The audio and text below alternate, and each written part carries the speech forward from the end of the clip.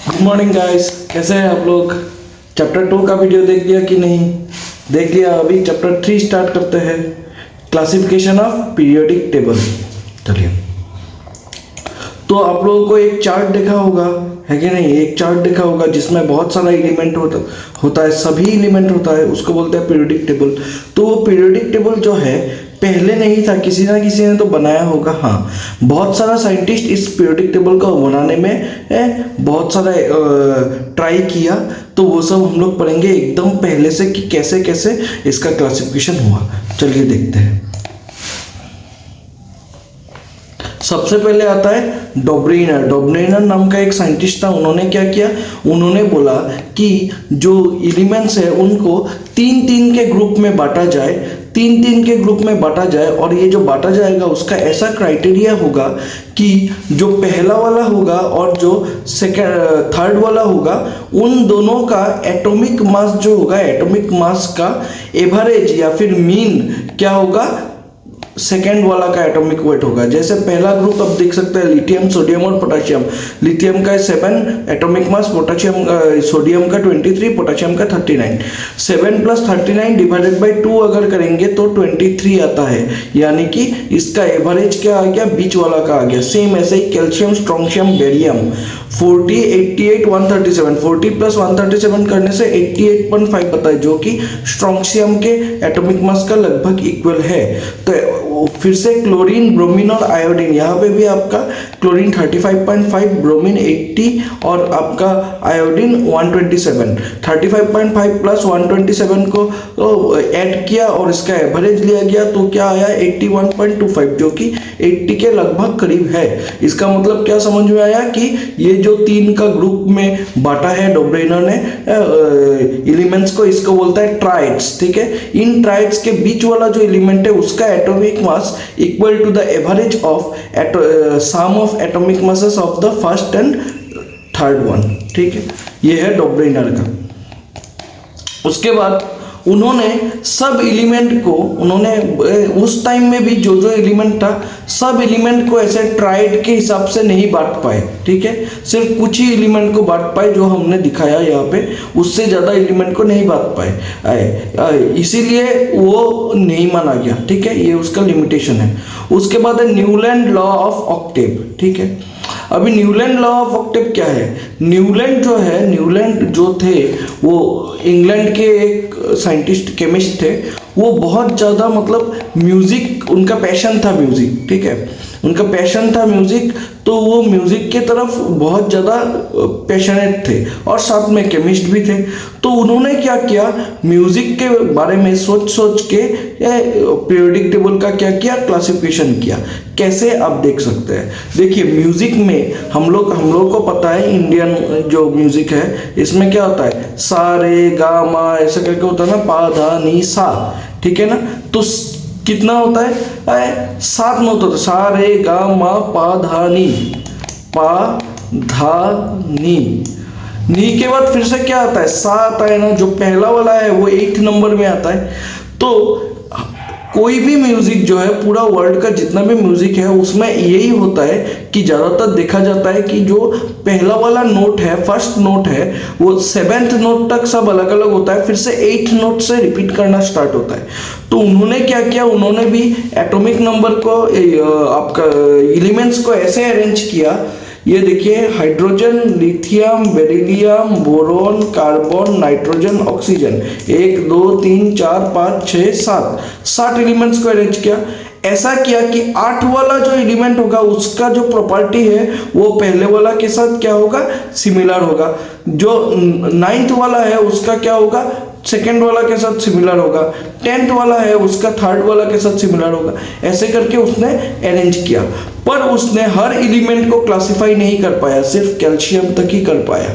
ठीक है, कैल्शियम तक ही कर पाया, उसके बाद सब एलिमेंट को क्लासिफाई नहीं कर पाया, इसलिए हम लोग इस लॉ को भी नहीं मानेंगे। ठीक है, ये इसका लिमिटेशन है। और ये नोबेल के गैस को भी, नोबेल गैस जब डिस्कवर हुआ, नोबेल गैस तब तक डिस्कवर नहीं हुआ था जब न्यूलैंड्स लॉ ऑफ ऑक्टेव बनाया गया था, तब नोबेल गैस नहीं था। पर जब नोबेल गैस डिस्कवर हुआ तब जाके ये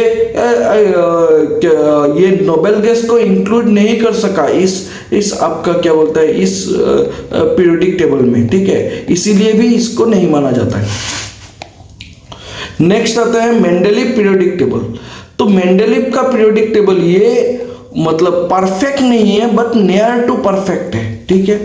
इसमें मेंडेलीव ने क्या किया था, इसमें मेंडेलीव ने जो एलिमेंट्स है उसको एटॉमिक मास के अकॉर्डिंग, एटॉमिक मास लास्ट हम लोग को लास्ट चैप्टर में मिला था ना, एटॉमिक मास चैप्टर 1 में मिला था एटॉमिक मास, उस एटॉमिक मास के अकॉर्डिंग उसको क्या किया था, उसको अरेंज किया था, ठीक है। तो ये देखिए अरेंज किया हुआ है यहाँ पे। तो इसमें मेंडेलीव पीरियोडिक टेबल जो बनाया था उसको वो बहुत स्टैंडर्ड बनाया था, उसके लिए एक लॉ भी बनाया था कि ये पीरियोडिक टेबल क्या लॉ फॉलो करेगा, ठीक है, किस लॉ के ऊपर बेस होकर ये पीरियोडिक टेबल होगा। वो लॉ क्या था, the physical and chemical properties of elements are periodic function of their atomic masses. मतलब जो आपका क्या एलिमेंट्स जो है वो आपका एटॉमिक मास के अकॉर्डिंग क्या होगा, अरेंज होगा, ठीक है। तो इसी को सोच के मेंडेलीव ने क्या बनाया, एक पीरियोडिक टेबल बनाया। तब तक सिर्फ 63 एलिमेंट था, 63 एलिमेंट पता था, उसी से उसने बनाया, जिसमें से उसके पीरियोडिक टेबल में कुछ हॉराइजेंटल रो थे जिसको बोलते हैं पीरियड्स, और कुछ वर्टिकल कॉलम थे जिसको बोलते हैं ग्रुप। 7 हॉराइजेंटल रो और 8 वर्टिकल कॉलम थे। आपको ये देखिए आप, ये देखिए ये वर्टिकल कॉलम, ठीक है, ये वर्टिकल कॉलम कितना है, 8 है टोटल, ठीक है, 8 है वर्टिकल कॉलम, इनको बोलते हैं ग्रुप्स। और 7 क्या है, हॉराइजेंटल रो है, ये देखिए 1 2 3 4 5 6 और ये हो जाएगा 7, ठीक है। तो 7 क्या है, हॉराइजेंटल रो है, इसको बोलते हैं क्या, पीरियड्स, ठीक है। चलिए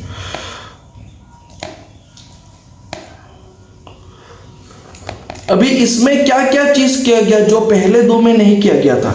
इसमें सिस्टेमिक स्टडी ऑफ एलिमेंट्स हुआ है, इसमें न्यू एलिमेंट के लिए जगह छोड़ा गया कि उसने प्रेडिक्ट किया था कि इसके बाद सपोज एल्यूमिनियम की, इसने प्रेडिक्ट किया था कि एल्यूमिनियम के बाद कोई नया एलिमेंट आ सकता है, उसके लिए इसका नाम रखा था एका एल्यूमिनियम, उसका नाम नहीं पता था, ठीक है। और सिलिकॉन के बाद भी कुछ आ सकता है, उसको उसने नाम लिखा था एका सिलिकॉन। एका एल्यूमिनियम का जगह बाद में जाके गैलियम ने लिया और एका सिलिकॉन का जगह बाद में जाके जर्मेनियम ने लिया, ठीक है।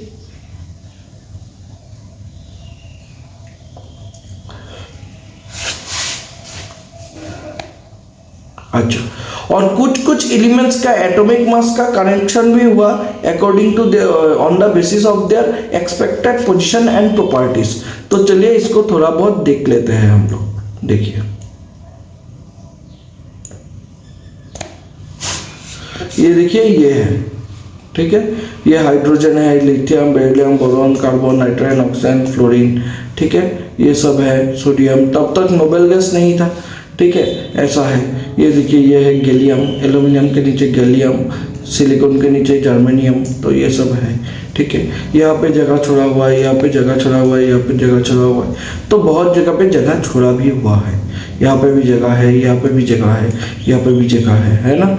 जो फर्दर एलिमेंट्स नहीं है, जो फर्दर हो सकता है उसको प्रेडिक्ट करके उसने जगह छोड़ा है।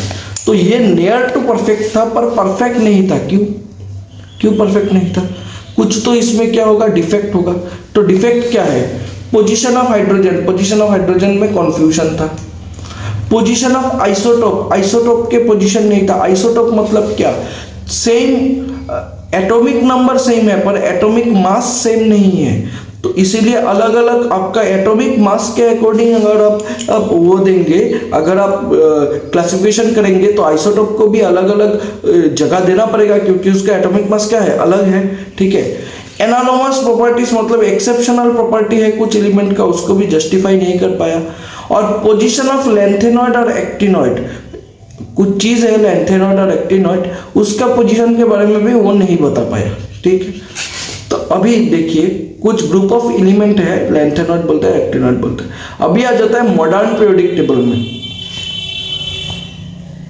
1913 में बनाया गया था, हेनरी मोसली ने बनाया, ठीक है, हेनरी मोसली ने बनाया। और उन्होंने क्या बोला, उन्होंने भी मॉडर्न पीरियोडिक टेबल का भी एक लॉ दिया था। वो लॉ क्या है मॉडर्न पीरियोडिक टेबल का? Physical and chemical properties of elements are periodic function of their atomic number. मतलब जो पीरियोडिक टेबल बनाया गया वो एटॉमिक नंबर के हिसाब से उसका क्या होगा, अरेंजमेंट होगा एटॉम्स का, ना कि एटॉमिक मास के हिसाब से, ठीक है। तो अभी इसमें भी क्या है, इसमें भी कुछ फीचर्स है। फीचर्स क्या है? हॉराइजेंटल रो है पीरियड, हॉराइजेंटल रो को पीरियड बोलता है।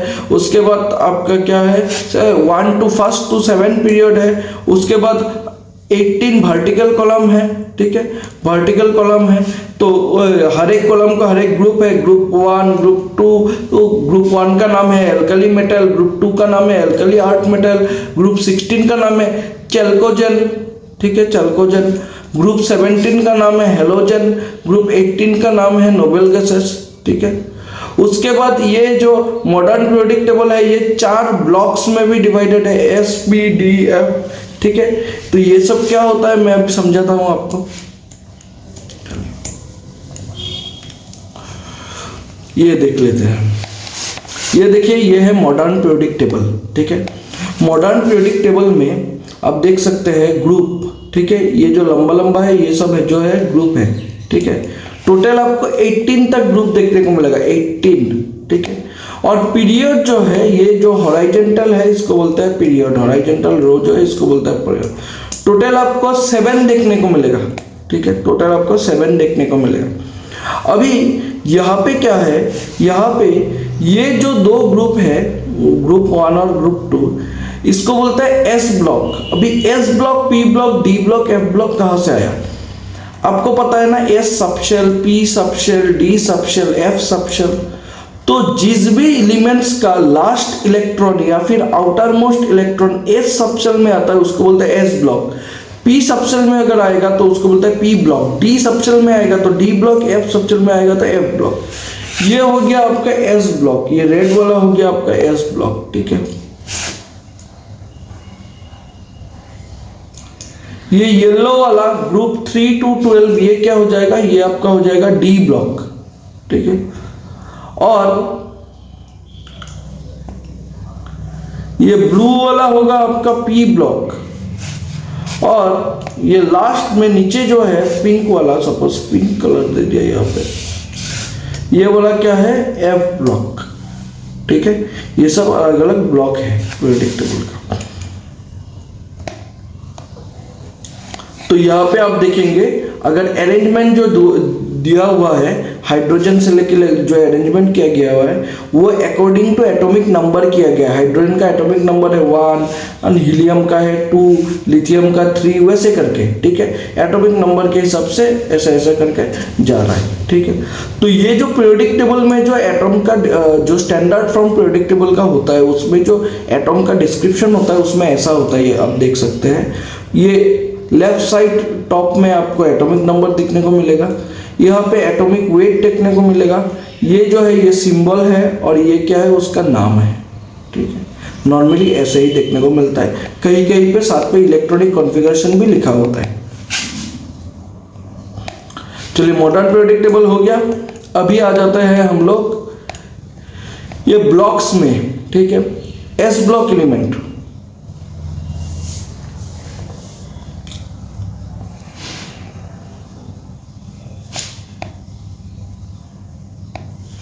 ये देखिए एस ब्लॉक एलिमेंट, ये देखिए outer most electron in S subshell. Groups कौन सा है, ग्रुप 1 और 2, ये देखिए 1 और 2, और 1 और 2 से एक्स्ट्रा एक है वो है हीलियम, क्योंकि हीलियम का इलेक्ट्रॉनिक कॉन्फ़िगरेशन क्या होता है 1s2 2s2, मतलब लास्ट इलेक्ट्रॉन कहाँ पे गया, s में, तो इसीलिए हीलियम भी क्या होगा एस ब्लॉक एलिमेंट में होगा। ग्रुप 1 का नाम क्या है, एल्कली मेटल, और ग्रुप 2 का नाम क्या है, एल्कालाइन अर्थ मेटल। ये सब जो होता है जनरली, ये सब क्या होता है, soft shiny silvery solid with low density, ठीक है। जो आप कभी सोडियम देखे हैं, सोडियम देखने से, सोडियम या पोटाशियम, सोडियम देखने से आपको लगेगा सिल्वर कलर का होता है, सॉफ्ट होता है, बहुत ही सॉफ्ट, बटर जैसा, ठीक है, बटर जैसा। और क्या है, शाइन करता है, बहुत ज़्यादा शाइन करता है, ठीक है। और डेंसिटी बहुत कम होता है उनका। Good conductor of heat and electricity. उसके बाद आउटर मोस्ट इलेक्ट्रॉनिक कॉन्फ़िगरेशन। इनका इलेक्ट्रॉनिक कॉन्फ़िगरेशन आपको देखने से कैसे मिलेगा, जैसे आपका क्या होगा, और हीलियम का है 1s2, सॉरी हीलियम का है 1s2, 2s2 नहीं, 1s2, ठीक है। हाइड्रोजन का है आपका 1s1, हीलियम का है 1s2, आपका लिथियम का है 1s2, 2s1, और बेरिलियम का है 1s2, 2s2। तो क्या देखने को मिला, पहले ns, लास्ट में क्या है, n है ना, n, ये ns क्या हो सकता है, 1 2 2 हो सकता है कि नहीं, 1 2 2 हो सकता है। तो इसको क्या बोलेंगे, आपका general outer most electronic configuration of S block elements.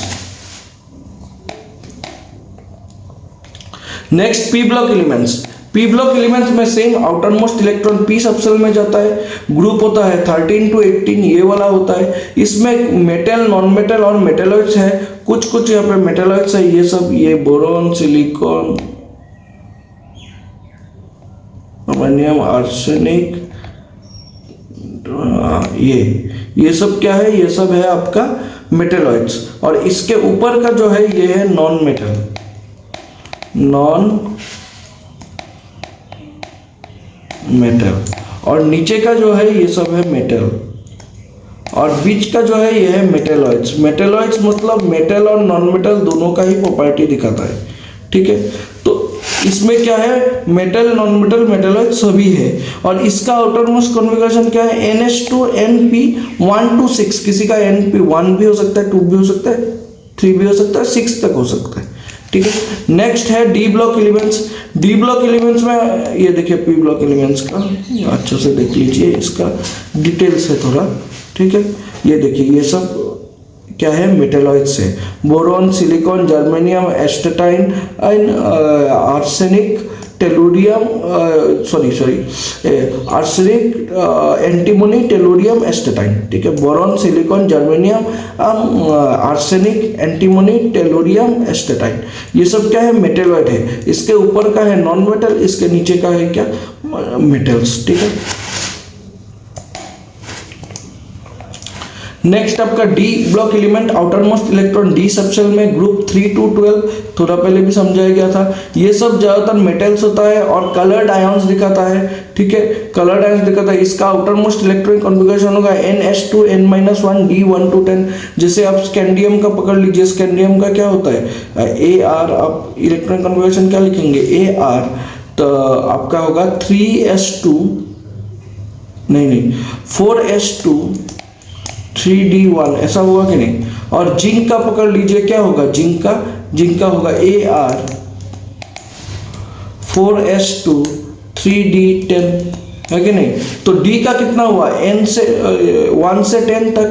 तो और D जो है, S के सामने जो नंबर है, वैल्यू है N का, उससे एक वैल्यू क्या है, छोटा है, इसलिए N-1 D 1 2 क्या होगा, 10 होगा, ठीक है। अभी देखिए ये जो है, इसमें 3 टाइप का सीरीज है, ठीक है, इसमें 3 सीरीज भी है। ये सब क्या है, ये जो पहला वाला ऊपर वाला सीरीज है, इसमें 3D सबसेल होता है, तो इसको बोलता है 3D सीरीज, ठीक है। स्कैंडियम से लेके जिंक तक, स्कैंडियम से लेके जिंक तक, यट्रियम से लेके आपका कैडमियम तक, ये क्या है, ये होगा 4D सीरीज, ये होगा 4D सीरीज। उसके बाद हफ्नियम के से लेके मरकुरी तक, ये क्या होगा, 5D सीरीज, 5D सीरीज, ठीक है, इसको आपको याद रखना। Next F block elements. इसका आउटर मोस्ट इलेक्ट्रॉन जो है वो एफ सबशेल में आता है, वो नीचे रहता है, पर वो किसका पार्ट है, वो 6th और 7th पीरियड का पार्ट है, इन दोनों पीरियड का वो पार्ट है। पर इनको यहाँ पे क्यों नहीं रखा गया, क्योंकि अगर यहाँ पे इनको रखा जाएगा तो ये जो एलिमेंट है ये थोड़ा इस तरफ चले जाएंगे, ऊपर के एलिमेंट के साथ इनका जो एफ ब्लॉक एलिमेंट है इनका कोई सिमिलर प्रॉपर्टीज नहीं है, और ये सब जो है इनका सिमिलर प्रॉपर्टीज है, इसलिए सिमिलर प्रॉपर्टीज वाले एलिमेंट को एक साथ रखा और जो सिमिलर प्रॉपर्टीज नहीं था उसको नीचे रख दिया। ठीक है, उसको नीचे रख दिया। तो इनमें दो सीरीज है, पहला वाला सीरीज है लेंथेनॉइड, नीचे वाला सीरीज है एक्टेनॉइड। ठीक है, लेंथेनॉइड और एक्टेनॉइड। इनका आउटर मोस्ट इलेक्ट्रॉनिक कॉन्फ़िगरेशन होता है n-2 f1 to 14, n-1 d0 to 2 ns2। ठीक है, इसका आप याद रखिए। अभी पीरियोडिक टेबल में 100 से ज़्यादा एलिमेंट, 100 एटॉमिक नंबर से ज़्यादा जो एलिमेंट है उसका अगर नाम नहीं, वो अगर नया पता हुआ, उसका अगर नाम नहीं हुआ है, कुछ नाम नहीं है, तो क्या नाम दे सकते हैं। नाम देने का कुछ तरीका है। ठीक है, कुछ रूल्स है। वो रूल्स क्या है देखिए। आपका अगर डिजिट अगर 0 होगा तो फिर नाम होगा, क्या होगा, नील। 1 होगा उन, 2 होगा बाई, 3 होगा ट्राई, 4 होगा क्वाड, 5th होगा पेंट, 6 होगा हेक्स, 7 होगा हेप्ट, 8 होगा ऑक्ट, 9 होगा इन। ठीक है, तो नील के लिए आएगा एन एब्रिविएशन, उन के लिए आएगा यू, बाई के लिए आएगा बी, ट्राई के लिए आएगा टी, क्वाड के लिए आएगा क्यू, पेंट के लिए आएगा पी, हेक्स के लिए आएगा एच, सेप्ट के लिए आएगा एस, ऑक्ट के लिए आएगा ओ, इन के लिए आएगा ई। ठीक है, तो अभी देखिए हम लोग क्या कर सकते हैं। 101, इसका 1 मतलब उन, 0 मतलब नील, फिर से उन, और लास्ट में क्या देंगे, IUM, EM, ये लास्ट में ऐड करना है। उन, नील, उन, EM। ठीक है, तो उन के लिए आया यू, नील के लिए आया एन, उन के लिए आया फिर से यू, तो UNU।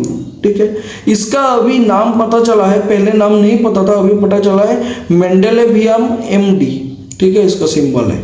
उसके बाद 102, उन नील बियम, उन मतलब 01 मतलब उन, 0 मतलब नील, और 2 मतलब बाई, BI बाई, और UM लगने से बियम, उन नील बियम, UNB नोवेलियम।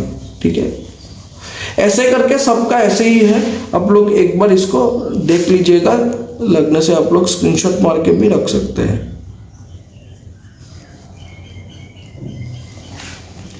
चलिए next, periodic trends in physical properties of element. जो एलिमेंट का फिजिकल प्रॉपर्टी है उसमें क्या चेंज देखने को मिलता है पूरा पीरियोडिक टेबल में। ठीक है, पहला है एटॉमिक रेडियस। एटॉमिक रेडियस अगर क्या होगा, एटॉमिक रेडियस जो है वो क्या करता है, वो आपका लेफ्ट टू राइट, मतलब along a period left to right क्या करता है, लेफ्ट टू राइट वो छोटा होता रहता है। आप देखिए यहाँ पे लिथियम का बड़ा है, बेरिलियम का थोड़ा छोटा है, बोरोन का और थोड़ा छोटा है, ऐसे करके करके नियोन का सबसे ज़्यादा छोटा है। सभी आप पीरियड में देखिए, first period, second, third, 4th, 5th, 6th सभी पीरियड में देखिए आप ऐसा ही हो रहा है, बड़ा से छोटा हो रहा है, along the period left to right बड़ा से छोटा हो रहा है। और अगर आप देखेंगे क्या होता है, अलोंग द ग्रुप मतलब ऊपर से नीचे, डाउन द ग्रुप, ऊपर से नीचे क्या हो रहा है, बड़ा हो रहा है। अभी ये चीज क्यों होता है, क्यों आपका क्या होता है, ये छोटा होता है, एटॉमिक रेडियस डिक्रीज क्यों होता है लेफ्ट टू राइट, क्योंकि ड्यू टू इंक्रीज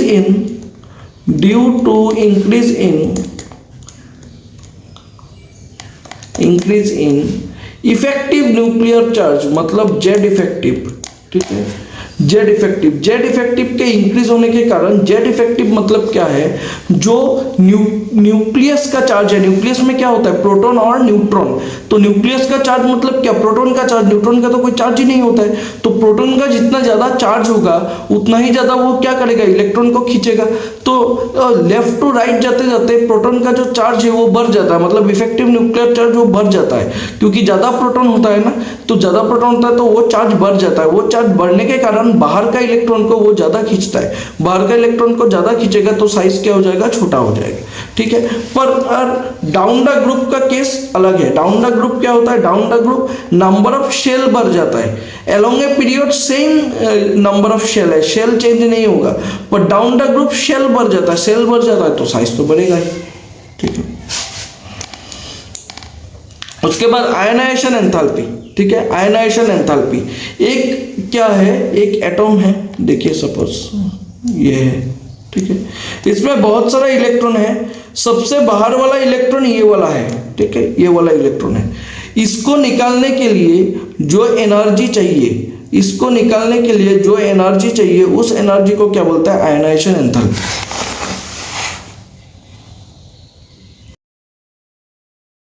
इंटरमोस्ट इलेक्ट्रॉन जो है, ये जो बाहर का इलेक्ट्रॉन है, इस बाहर का इलेक्ट्रॉन को निकालने के लिए जितना एनर्जी चाहिए, इसी एनर्जी को क्या बोलता है, इसी एनर्जी को बोलता है आयनाइजेशन एंथैल्पी। मिनिमम एनर्जी जो चाहिए इस एनर्जी को, इलेक्ट्रॉन को निकालने के लिए। अभी इस इलेक्ट्रॉन को निकालने के लिए एनर्जी क्यों ही चाहिए, क्योंकि ये इलेक्ट्रॉन जो है ऐसे थोड़ी है, इलेक्ट्रॉन जो एटॉम में घूम रहा है ऐसे थोड़ी घूम रहा है, एटॉम के अंदर बीच में जो न्यूक्लियस है, उस न्यूक्लियस में क्या है, प्रोटॉन है, पॉजिटिव चार्ज है, वो न्यूक्लियस को खींच के इलेक्ट्रॉन को खींच के रखा हुआ है। तो उसको वहां से निकालने के लिए वो जिस फोर्स से वो खींचा है, जिस एनर्जी से वो क्या बोलता है, प्रोटॉन उसको खींच के रखा हुआ है इलेक्ट्रॉन को, उससे ज्यादा एनर्जी देना पड़ेगा, देके क्या करना पड़ेगा, निकालना पड़ेगा, और उसी एनर्जी को बोलता है क्या, आयनाइजेशन एंथैल्पी, ठीक है। तो अभी देखिए साइज के साथ और आयनाइजेशन एंथैल्पी कैसा वेरी करता है। साइज जो है जितना छोटा होगा, साइज जितना छोटा होगा, अगर ये छोटा साइज है, ठीक है, छोटा साइज है, और ये बड़ा साइज है, ठीक है, तो छोटा जितना होगा न्यूक्लियस और इलेक्ट्रॉन का डिस्टेंस उतना कम होगा। जितना कम डिस्टेंस होगा उतना क्या होगा, उतना सामने होगा इलेक्ट्रॉन और न्यूक्लियस, है ना। तो उतना जोर से न्यूक्लियस इलेक्ट्रॉन को खींच के रखा होगा, तो जितना जोर से खींच के रखा होगा उतना ज़्यादा एनर्जी लगेगा इस इलेक्ट्रॉन को निकालने के लिए। ये वाला इलेक्ट्रॉन देखिए थोड़ा दूर है इस इलेक्ट्रॉन से, इस इलेक्ट्रॉन के न्यूक्लियस से। ये वाला इलेक्ट्रॉन जो है अपने न्यूक्लियस से क्या है, थोड़ा दूर है, थोड़ा दूर है, मतलब इसको निकालने के लिए ज़्यादा, इससे कम ही एनर्जी देना पड़ेगा, है ना। तो ये इसी एनर्जी को बोलते हैं आयनाइजेशन एंथैल्पी। मतलब साइज अगर क्या होता है, साइज छोटा होता है, आयनाइजेशन एंथैल्पी को हम लोग अगर ई लिखेंगे, IE, तो साइज छोटा होता है तो आयनाइजेशन एंथैल्पी ज़्यादा होता है, और साइज बड़ा होता है तो आयनाइजेशन एंथैल्पी कम होता है। तो directly proportional to 1 by size, ठीक है, साइज के साथ 1 by में है, ठीक है। इनवर्सली प्रोपोर्शनल भी बोल सकते हैं, इनवर्सली प्रोपोर्शनल। तो देखिए हम लोगों को क्या मिला गया था कि इस साइज क्या होता है, डिक्रीज होता है ना एलोंग द ग्रुप, पर यहाँ पे आयनाइजेशन एंथैल्पी क्या हो रहा है, इंक्रीज हो रहा है, क्योंकि उल्टा है। और साइज इंक्रीज होता है डाउन द ग्रुप, है ना, along the period size decrease होता है, तो यहाँ पे आयनाइजेशन एंथैल्पी इंक्रीज हो रहा है। और डाउन द ग्रुप साइज क्या होता है, इंक्रीज होता है, और आयनाइजेशन एंथैल्पी यहाँ पे क्या हो रहा है, डिक्रीज हो रहा है, ठीक है।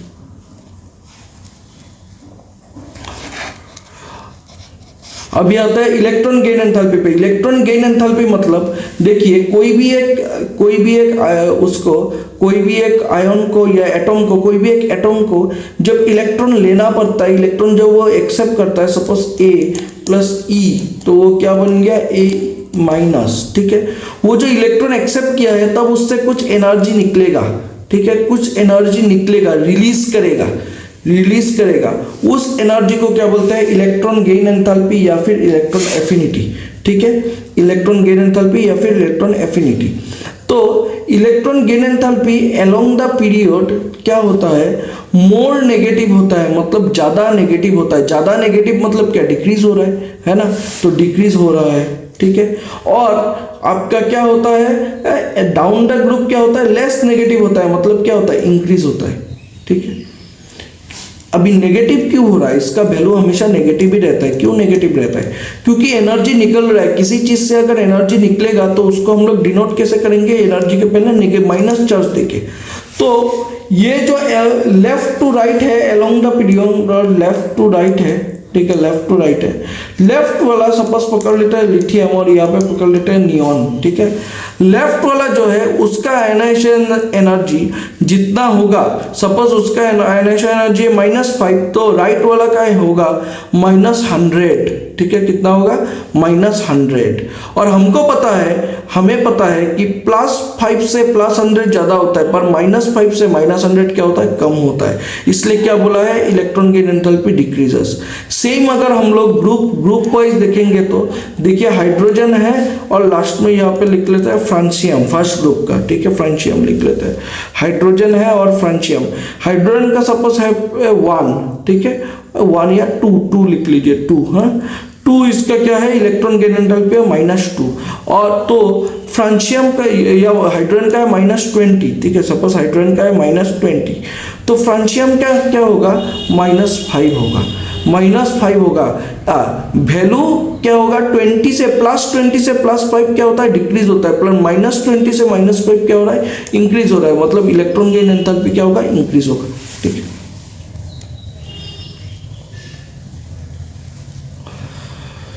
अभी इलेक्ट्रोनेगेटिविटी मतलब tendency of an atom to attract electron in a chemical bond, ठीक है, tendency of an atom to attract electron in a chemical bond. एक एटॉम का इलेक्ट्रॉन खींचने का, दूसरा इलेक्ट्रॉन को खींचने का जो कैपेसिटी है, जो टेंडेंसी है, जो पावर है, उसको ही बोलता है क्या, इलेक्ट्रोनेगेटिविटी, ठीक है, इलेक्ट्रोनेगेटिविटी।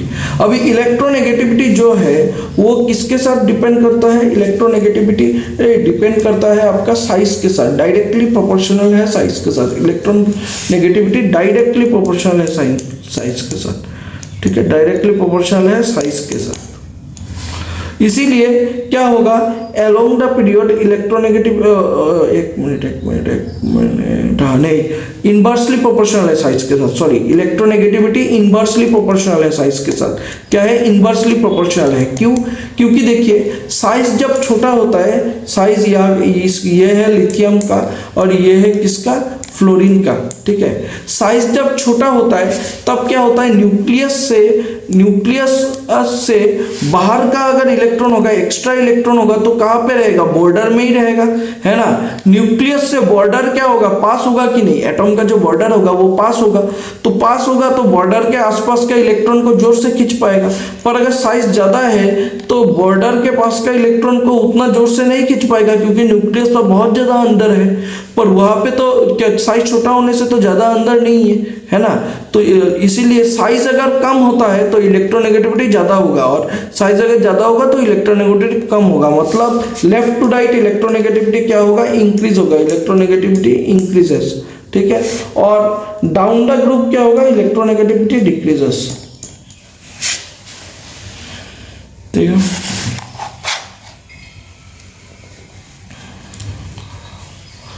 उसके बाद आता है वैलेंसी मतलब क्या, कोई भी एक एटॉम मॉलिक्यूल बनने के लिए कितना इलेक्ट्रॉन डोनेट करता है, शेयर करता है, या फिर क्या करता है, एक्सेप्ट करता है, उसी को बोलता है उसका वैलेंसी, ठीक है।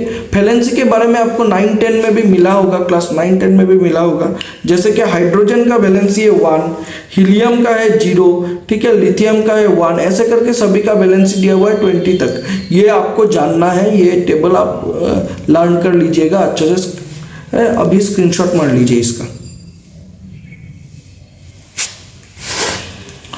अभी है पीरियोडिक ट्रेंड इन केमिकल प्रॉपर्टीज, ठीक है। फिजिकल प्रॉपर्टीज में देखने को मिला कि क्या पीरियोडिक ट्रेंड है, एटॉम एलिमेंट से एलिमेंट कैसे वेरी करता है पीरियोडिक प्रॉपर्टीज। अभी केमिकल प्रॉपर्टीज कैसे वेरी करता है, ठीक है।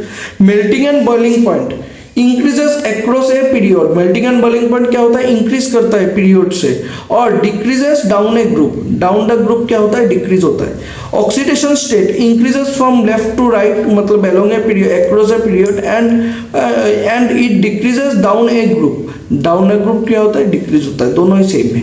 अभी क्या देखने को मिलेगा, anomalous behaviour of first group element. Anomalous behaviour मतलब क्या, एनोमलस मतलब exceptional behaviour of first group element. जो फर्स्ट ग्रुप एलिमेंट है वो लोग थोड़ा एक्सेप्शनल बिहेवियर करते हैं, और क्यों करते हैं, due to small size, due to high electronegativity, और non availability of D orbitals, क्योंकि उनका डी ऑर्बिटल्स नहीं है, ठीक है। ये सब ज्यादातर सेकेंड रो एलिमेंट्स में मिला जाता है, सेकेंड पीरियड एलिमेंट्स में, लिथियम टू फ्लोरीन, ठीक है।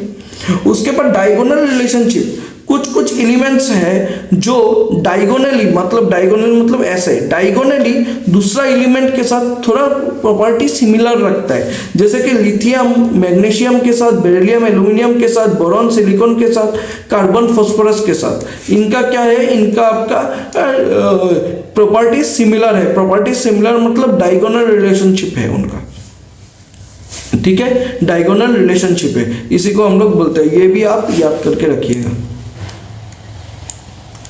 तो ये हो गया इस चैप्टर का खत्म। ये चैप्टर बहुत ही इजी चैप्टर है। इस चैप्टर का फिर भी कुछ क्वेश्चंस आता है, कुछ घुमा के क्वेश्चंस आता है, मैं वो क्वेश्चंस करा दूंगा आप लोगों को। आप अच्छा से ये चैप्टर रिवाइज कीजिए, ठीक है, वन शॉट वीडियो अच्छा से देखिए, रिवाइज कीजिए। तो तब तक के लिए बाय बाय और थैंक यू।